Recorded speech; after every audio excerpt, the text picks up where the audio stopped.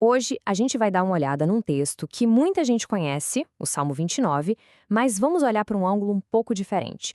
Um que sugere que por trás daquela poesia toda sobre uma tempestade divina, na verdade, existe um manual poderosíssimo para a nossa transformação pessoal. E ele está ali, escondido bem na nossa cara. Logo de cara, o Salmo já joga essa imagem poderosa na gente, né? Uma voz divina que ecoa com a força de uma tempestade. É uma poesia que inspira admiração, até um certo medo. Mas e se essa tempestade, descrita com tanto detalhe, não for só sobre a natureza lá fora, mas um espelho da nossa própria natureza aqui dentro? Pois é, essa é a grande pergunta que a gente vai explorar. Será que estamos lendo a descrição de um evento do tempo? Ou estamos, na verdade, decifrando um mapa codificado para uma jornada interior? Um tipo de guia para navegar as tempestades da nossa própria mente? Então, para a gente conseguir quebrar esse código, o primeiro passo é entender que textos como este podem ser lidos em dois níveis, sabe? Tem o sentido literal, aquilo que está na superfície, e tem o significado oculto, o código que ele guarda lá no fundo. E olha, a leitura literal já é de cair o queixo. Imagina só, a voz de Deus varrendo toda a paisagem, quebrando árvores gigantes, sacudindo desertos. É a imagem do poder absoluto da natureza, uma força que tanto cria quanto destrói. Só que por baixo dessa primeira camada, tradições como a Cabala e a maçonaria enxergam muito mais. Elas olham para essa tempestade externa e veem uma alegoria perfeita para um processo que acontece dentro da gente. Para elas, o salmo não é só para ser admirado, não. É para ser aplicado. Beleza, mas como a gente decifra esse código na prática? A chave, olha que interessante, não é uma palavra secreta nem nada do tipo. É um padrão rítmico, uma repetição que dá estrutura para o poema inteiro e revela o seu verdadeiro propósito. Quando você lê o salmo com atenção, uma frase fica martelando na cabeça, quase como um mantra: a voz do Eterno.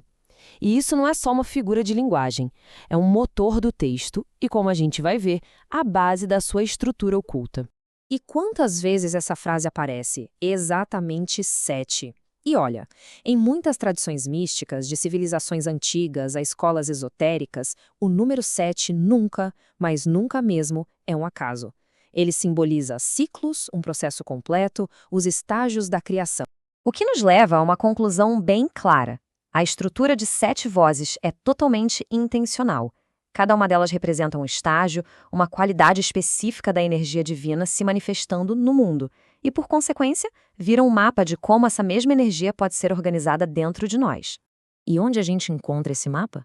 Na tradição mística judaica, a Cabala, essas 7 vozes correspondem direitinho às 7 sefirotes inferiores da famosa árvore da vida. Pensa nas sefirotes como se fossem lentes ou filtros de energia. A luz pura e infinita da criação passa por cada uma delas e vai ganhando atributos específicos: expansão, rigor, equilíbrio, até finalmente se manifestar no mundo físico que a gente conhece.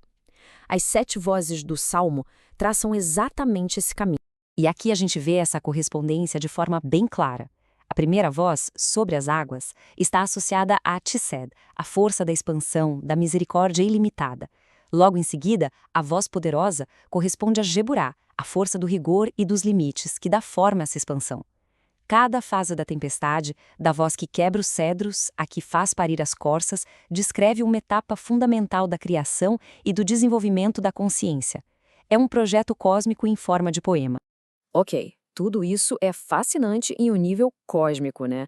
Mas e a gente com isso? Como isso se aplica no nosso dia a dia? É exatamente aqui que o código vira uma ferramenta prática. A grande sacada dessa interpretação é justamente traduzir o universo para o indivíduo. A tempestade não está acontecendo lá fora, no céu. Ela acontece aqui dentro. As águas caóticas, os ventos furiosos, são metáforas para as nossas próprias emoções e pensamentos descontrolados. Por exemplo, as águas sobre as quais a primeira voz ressoa. Elas representam as nossas paixões desordenadas, as profundezas do nosso subconsciente. E os cedros do Líbano altos e rígidos, que a voz quebre. Eles simbolizam o nosso próprio orgulho, a arrogância do ego que nos impede de crescer e nos torna inflexíveis. Portanto, o objetivo não é só ficar observando essa tempestade interna, mas aprender a se tornar a voz que a comanda. O Salmo se transforma em um manual prático para aplicar a nossa vontade e consciência superior, trazendo ordem ao nosso próprio caos interno. Quase no final, o Salmo menciona um templo onde, em meio a todo esse poder avassalador, tudo proclama a glória. Mas o que é esse templo, afinal? Na interpretação maçônica, esse templo tem um significado triplo. Ele é o próprio universo e também pode ser um espaço sagrado como uma loja. Mas, fundamentalmente, o templo final é o próprio ser humano. Quando essas 7 vozes, ou energias, estão alinhadas dentro da gente, nosso corpo e nossa consciência se tornam o verdadeiro templo. E qual é o resultado de todo esse trabalho interior, de alinhar essas 7 forças dentro do nosso próprio templo? O Salmo termina com uma promessa. Essa é uma imagem crucial.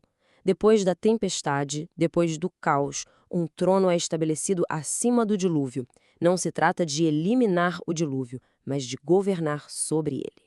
O dilúvio, aqui, simboliza o nosso caos mental, as paixões descontroladas e o ego indomado. Estabelecer um trono acima dele é o objetivo final do princípio Ordo ab Chao, ordem a partir do caos. É a conquista da maestria de si mesmo, onde a consciência superior governa a natureza inferior. E a bênção final que vem dessa maestria é a paz, mas a palavra hebraica usada aqui, shalom, tem um significado muito mais profundo do que simplesmente a ausência de conflito. A raiz de shalom é shalem, que significa inteiro ou completo. A paz prometida aqui não é passividade. É um estado dinâmico de totalidade, onde todas as partes de si mesmo, as 7 vozes, estão integradas e trabalhando em harmonia. É a paz que vem de ser inteiro. Isso nos deixa com uma pergunta para refletir. O Salmo nos mostra um caminho para transformar o caos em ordem e a fragmentação em totalidade. A voz que quebra os cedros do Líbano é a mesma força que pode quebrar nossas próprias barreiras internas. A questão, no fim das contas, é: quais são os nossos cedros?